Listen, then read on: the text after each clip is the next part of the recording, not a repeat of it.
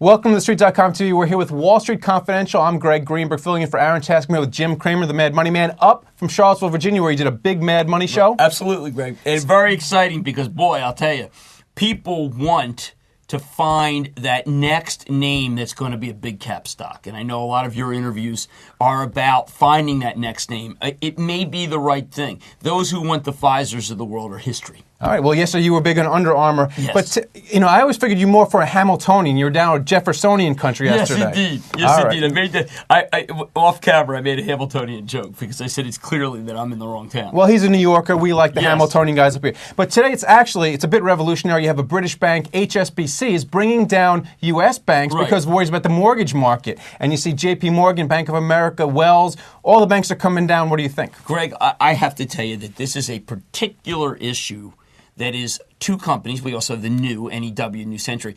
But HSBC made a decision to get in this country big. And they did it. ING's done the same thing. And it's interesting to contrast the approaches. ING just wants your account, and they do the best, most sophisticated online.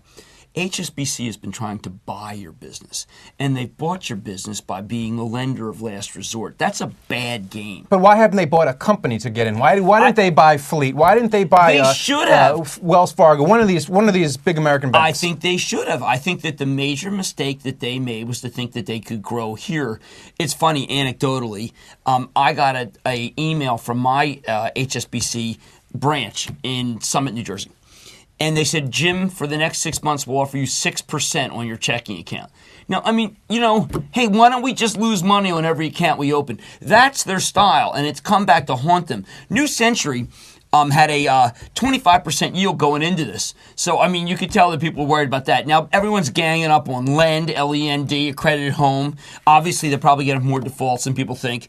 But not everybody is foolish. I still think Countrywide is right. The whole group is coming down. I'd wait a couple days and then I'd pick. Okay, the whole group is coming down. Now let's talk a little bit of same-store sales. I mean, we talked about the financial. Same-store sales actually have come in a little bit better. People are saying it's cold out, got to go to the mall and loiter. It's interesting to see for me that the winners keep winning here, with the exception of JCPenney. I'll talk about that in a sec. Saks was just a monster month. That's a real turn going on there. It's now back to where it was before it paid its dividend. Federated, I had written them off because I thought that the May integration was going so badly. Obviously, they fixed that problem. But the one that I think is most interesting is JCPenney's opening a big store next week, doing a big thing in New York. Stock's down off of missing by a little bit. That might be the opportunity because I feel like JCPenney is the juggernaut, buying back stock, got a lot of things going for it, and I like that. I also was doing some work on high-end on Ralph Lauren last night. What a monster call.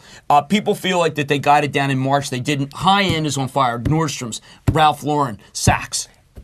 Big short positions in a lot of those names. You look at, especially Ralph Lauren, people say, listen, how are you going to be able to keep coming up with the styles? Shorts getting burned, especially a guy named Doug Cass keeps writing about over on Street Insight. I love Doug, but I got to tell you got to listen to this conference call because what they're talking about is a revolutionary way to be able to go in with a partnership with JCPenney for a global brand, American Living.